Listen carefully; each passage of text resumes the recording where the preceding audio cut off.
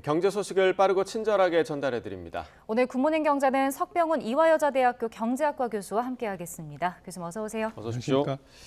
자, 어제 통계청이 9월 산업활동 동향을 발표를 했는데 9월의 생산, 소비, 투자 모두 넉 달 만에 증가했습니다. 이른바 트리플 증가인데 이 트리플 증가를 견인한 요인이 좀 어디에 있을까요? 예, 가장 큰 요인은 반도체 경기 회복에 있다고 보고 있습니다. 9월 달에 반도체 생산만 전월 대비 12.9%나 상승을 해서요. 8월에 이어서 두 달 연속 두 자릿수나 상승을 했습니다. 그 반도체 생산 증가에 힘입어서 제조업 생산도 늘어나고요. 광공업 생산도 역시 늘어나면서 9월 전 산업 생산 역시 1.1%나 증가를 했습니다. 그것뿐만 아니라 설비 투자도 역시 8.7%나 증가를 했고요. 소매 판매 같은 경우는 그동안에 고금리 고물가의 영향으로 감소를 하고 있었음에도 불구하고요. 이번 9월 달에는 좀 비내구재, 식품 뭐 이런 것 같은 비내구재에 대한 소비가 늘어나면서 0.2% 증가해서 마이너스 성장을 갖다가 멈췄습니다. 그래서 이렇게 세 가지 생산, 소비, 투자 모두 넉 달 만에 증가를 해서 정부에서는 이것을 갖다가 본격적으로 하반기, 4분기 경기가 반등하고 있는 신호다. 되게 긍정적으로 보고 있고요. 그다음에 무엇보다도 반도체 생산이 살아난 이유는 우리나라 수출이 큰 폭으로 늘어났기 때문입니다. 그래서 10월 수출은 플러스 전환하고 4분기에도 계속 개선 흐름이 지속될 것이다. 이렇게 지금 정부에서 낙관적인 기대를 하고 있습니다. 네. 얘기를 해주셨는데 이제 어제 이런 지표가 나오면서 추경호 부총리도 이제 경기 반등 조짐이 좀 보이고 있다, 확대되고 있다 이렇게 밝혔는데 사실 아직까지 체감 경기는 그렇지 않다라는 생각도 들거든요. 어떻게 좀 평가를 하시나요? 예, 그렇습니다. 저도 동의를 하고요. 체감 경기가 안 좋은 이유는 두 가지가 있죠. 고물가 상황이 지속이 되고 있고요. 그다음에 고금리 상황도 지속이 되고 있는 점 때문에 체감 경기가 안 좋다고 소비자분들이랑 시청자분들이 느끼시는 겁니다. 네. 왜냐하면 지금 금리 같은 경우는 시장 금리가 계속 상승하고 있거든요. 기준금리는 동결돼 있지만요.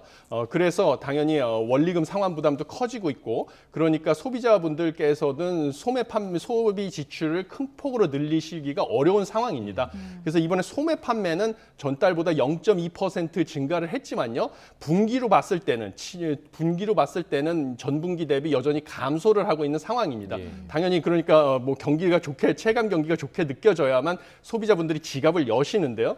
지금 여전히 분기 대비로는 소매 판매가 감소세였고 이번에 플러스를 전환했음에도 불구하고 0.2% 상승밖에 못했다는 것은 고금리, 고물가가 지속되는 영향으로 소비 심리가 좀처럼 아직 살아나지 않고 있다라는 것이고, 이게 바로 체감 경기가 좋지 않은 것을 나타내는 지표라고 생각합니다. 예. 말씀해주신 뭐 고물가, 고금리, 또 중국 경제도 여전히 좀 불안한 그런 뭐 안개 속에 있는 그런 상황이고요. 여러 가지 지금 경제에 악재가 많다 이런 평가가 많은데, 그럼 이제 이후에 4분기 경기는 어떨 거라고 좀 예상하십니까? 저는 4분기 경기 회복을 아직 낙관하기는 이르다고 생각을 하고 있습니다. 정부는 올해 1.4% 성장을 달성을 할 수 있다라고 자신을 하고 있는데요. 네. 10월 달에 국회 예산정책처에서 발표한 올해 경기 전망을 보면 1.1% 성장할 것으로 전망을 했습니다. 그래서 정부보다는 약간 비관적으로 전망을 했는데 저는 이런 전망에 저도 동의를 하고요. 가장 큰 이유는 무엇이냐면 지금 이스라엘과 하마스의 무력 충돌 사태 때문에 국제 유가가 불안하다는 점입니다. 4분기에는 계절적인 요인으로 당연히 에너지에 대한 소비가 늘기 때문에 에너지 수입 양 자체가 늘어나는데요. 이스라엘 하마스 사태로 국제 유가까지 상승을 하면 수입액 자체가 증가할 가능성이 큽니다. 그러면 우리나라의 수출이 큰 폭으로 반등하지 않는 이상은 수입이 더 크게 늘어나게 되면 당연히 순수출, 무역수지죠. 수출에서 수입을 뺀 것. 이 순수출은 감소할 수밖에 없고요. 그다음에 고금리 상황이 지속되고 있기 때문에 소비 지출 역시 증가세를 계속 유지한다고 낙관하기 어려운 상황입니다. 그래서 이 두 가지 이유, 순수출이 감소하고 소비 지출도 부진할 가능성이 커서 4분기에 경제 성장 전망을 아직 낙관하기는 이르다 이렇게 보고 있습니다. 네. 앞서 그리고 이제 반도체 경기 회복세가 좀 나타나고 있다 설명을 해주셨는데 9월 반도체 수출을 보니까 급증을 했고요. 재고는 많이 줄었습니다. 이 배경이 어디에 있었을까요? 예, 반도체 재고가 특히 9월 달에는요, 전달 대비 6.7%나 줄었습니다. 가장 큰 이유는 이제 반도체 업황이 저점을 찍고 반등할 것이다라는 기대가 관련 업계에 전방적으로 확산이 되면서요. 네. 이 반도체를 수요를 하는 구매 업체들이 조기에 부품 재고를 미리 확보하기 위해서 반도체 가격이 더 상승하기 전에 주문을 많이 늘린 탓이 가장 크다고 보고 있습니다. 그래서 지금 보시면 AI, 생성형 AI에 대한 수요가 늘어나면서요. 생성형 AI에 들어가는 고부가가치 반도체들에 대한 수요도 증가를 하고 있고요. 그리고 삼성전자 역시 이것에 맞춰서 고부가가치 생산을 늘리기 위해서 구조조정을, 생산 라인의 구조조정을 단행하고 있는 상황입니다. 그것뿐만 아니라 메모리 반도체 같은 경우도 감산 결정의 여파로 가격 역시 상승을 하기 시작했습니다. 그래가지고 가격이 지금 10% 내지 15% 상승세를 유지하고 있기 때문에 가격이 상승하고 있다는 것은 특히 수요가 공급 대비 수요가 많기 때문에 상승하는 거거든요. 예. 이런 것으로 메모리 반도체 경기도 회복되고 있고 그래서 이것이 지금 반도체 재고가 줄어들고 있는 그런 주 요인이 되겠습니다. 네, 어제 그 삼성전자 실적도 나왔더라고요. 근데 영업이익은 2조 원대를 회복하긴 했는데 반도체 여전히 적자긴 합니다. 3조 7,500억 원 적자인데 적자 폭은 많이 줄었습니다. 그럼 뭐 앞으로 좀 희망적으로 볼 수 있는 걸까요? 예, 저도 희망적으로 보고 있습니다.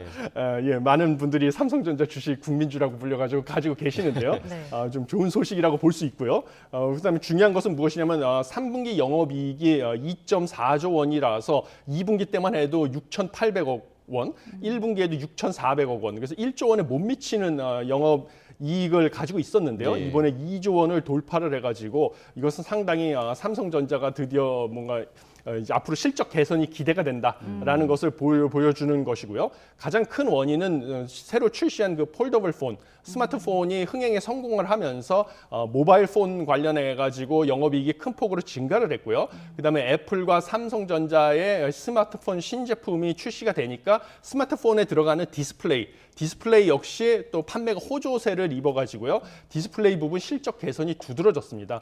그다음에 반도체는 그동안에 계속 적자였는데 앵커님께서 지적해 주신 것처럼 지금 전분기보다 적자 폭이 6천억 가량 줄어들었습니다. 예. 이것은 반도체 경기가 저점을 찍고 회복되는 추세라고 보이기 때문에 이것이 반영이 돼가지고 삼성전자의 실적이 좋게 나온 것으로 보이고 앞으로 본격적으로 반도체 업황이 회복이 되면요 내년 4분기부터 반도체 업황이 점점 좋아지면 앞으로 실적 개선세는 지속될 것으로 보고 있습니다. 예. 지금 또 AI 그 인공지능용 서버 중심의 수요도 늘고 있잖아요. 그럼 이런 것들 영향을 받으면 당장 뭐 4분기나 뭐 이후에도 조금씩 더 좋아질 수 있다고 보면 될까요? 예, 그렇습니다. 지금 생성형 AI, 챗 GPT 같은 생성형 AI 열풍이 불면서요. 생성형 AI에 들어가는 고부가가치 메모리 반도체들에 대한 수요가 증가를 하고 있습니다. 그다음에 국내 삼성전자 같은 경우도 이러한 수요 증가에 대응해서 그 생산 라인을 갖다가 고부가가치 반도체 제품을 갖다가 생산하는 쪽으로 투자를 늘리고 있거든요. 그래서 이러한 대응 전략이 적절했던 것으로 보이고요. 그다음에 메모리 반도체 같은 경우는 지금 바닥을 찍었고 감산 효과가 본격적으로 나타나기 시작하면서 계속 가격이 뭐 10%에서 15% 상승을 하고 있으니까요. 관련 업체에서 더 가격이 오르기 전에 미리 주문을 해서 재고를 확보해 놓으려고 하다 보니 지금 업황이 계속 좋아지고 있는 상황입니다. 네. 그래서 저도 반도체 업황이 바닥을 찍었고요. 지금 4분기부터는 본격적으로 회복세에 접어들어서 내년에도 전망은 더 밝아진다 이렇게 보고 있습니다. 네. 그런데 이제 반도체 관련해서 이런 전망들이 주식시장에는 아직은 반영이 좀 안 된 것 같아요. 그러니까 반도체 관련주가 약세를 면치 못하고 있는 그런 상황인데 그 이유는 좀 어디에 있을까요? 예, 그래서 이 주식 투자로 돈을 벌기가 쉽지 않은 것이죠. 예, 그래서 지금 가장 큰 이유는 외국인 투자자들이 삼성전자 주식을 매도하고 있는 것이 지금 삼성전자의 실적은 좋게 나왔지만 어제 뭐 주가는 그렇게 뛰지 않고 오히려 소폭 하락한 그런 주 이유가 되겠습니다. 외국인이 삼성전자 주식을 254억 원어치나 매도를 했고요. 그다음에 지난 한 달 동안 삼성전자 주식만 5,756억 원어치를 매도를 했거든요. 그래서 이런 식으로 외국인이 지금 우리나라 주가 코스닥에서 매도세가 지속이 되고 있고 이런 것이 반도체 관련주도 예외가 아니기 때문에 지금 약세를 면치 못하고 있는 상황입니다. 그렇지만 반도체 업황은 지속적으로 개선이 될 것으로 보여가지고요. 지금 당분간은 약세지만요. 외국인 매도세 때문에 이것은 시간을 두고 추세적으로는 상승 반전할 것으로 보고 있습니다. 예. 네. 자, 이번엔 밤사이 해외 증시도 보겠습니다. 뉴욕 증시는 FOMC 그 회의 결과를 앞두고 상승 마감했는데 어떤 이유가 또 있었나요? 일단 FOMC 회의에서 기준금리를 인상하지 않고 동결할 것이라는 것이 확실시 되고요. 심지어 12월 달에도 동결을 한다. 그래서 사실상 지금 최종금리 수준에 도달했다라는 기대가 확산된 것이 가장 큰 이유라고 보시면 되겠습니다. 네. 지금 동결을 올해 계속 할 것으로 보이는 가장 큰 이유는 무엇보다도 국채 금리가 빠르게 상승하고 있기 때문입니다. 이것은 미 정부가 그 부채 한도 협상에서 부채 한도를 늘리기로 하면서 이제는 본격적으로 적자 국채를 발행해서 정부 운영 자금을 조달하기 시작을 했기 때문에 미 국채 공급이 늘어나서 공급이 늘어나면 가격이 떨어지니까 가격이 떨어지면 국채 수익률, 국채 금리는 상승하는 것이거든요. 그래서 장기 국채 금리가 상승을 하면 이것을 지표로 삼고 있는 대출 금리, 그다음에 회사채 발행 금리 역시 다 상승을 하니까요. 이것은 굳이 미 연준이 추가적으로 기준금리를 인상하지 않아도 대출 금리 상승하면 당연히 기업 투자랑 소비 감소할 수밖에 없어서 물가가 잡히는 효과를 볼 것으로 예상되기 때문에 11월 달에도 동결, 그다음에 12월 달에도 동결해서 연내 추가 금리 인상 가능성은 확연히 낮아졌다. 이것을 희소식으로 보고 있고요. 또 이것을 뒷받침하는 자료가 노동부에서 또 발표한 3분기 고용비용 지수 라는 것이 있습니다. 이게 전분기 대비 1.1% 상승을 해서 시장 전망치보다는 1.0%였는데 소폭 높았지만요. 중요한 건 전년 대비 상승률입니다. 전년 대비 상승률이 4.3%로 전분기 4.5%보다 낮아졌습니다. 사실 이게 3.5%까지 가야만 2%대 물가 상승률을 우리가 달성할 수 있다고 보고 있거든요. 네. 하지만 분명한 것은 작년만 해도 5%대로 상승을 했는데 4.3%로 상승폭은 낮아지고 있다. 그러니까 물가는 잡혀가고 있다라는 거죠. 인건비 부담이 줄어드니까. 그런 것이 추가 금리 인상의 가능성을 낮추는 호재로 받아들였고요. 단 감소 속도가 이 인건비 상승률의 감소 속도가 생각보다 느리다는 점은 미 연준이 고금리를 유지하는 추가 금리 인상은 안 해도요. 고금리를 유지하는 기간은 길어질 수 있다. 그래서 저는 내년 하반기부터나 기준금리 인하가 가능하지 않을까 이렇게 보고 있는데요. 이런 부분이 FOMC에서 제롬 파월 미 연준 의장의 발언을 통해서도 밝혀질 것으로 저도 보고 있습니다. 그리고 뭐 구체적으로 여러 가지 종목들을 보면요. 테슬라 같은 경우는 전날 사실 전기차 수요가 포화 상태라서 파나소닉에서 배터리 감산을 했다는 소식이 알려지면서 5%가량 하락을 했는데 네. 뭔가 기술적인 반등으로 1%대 반등을 했고요.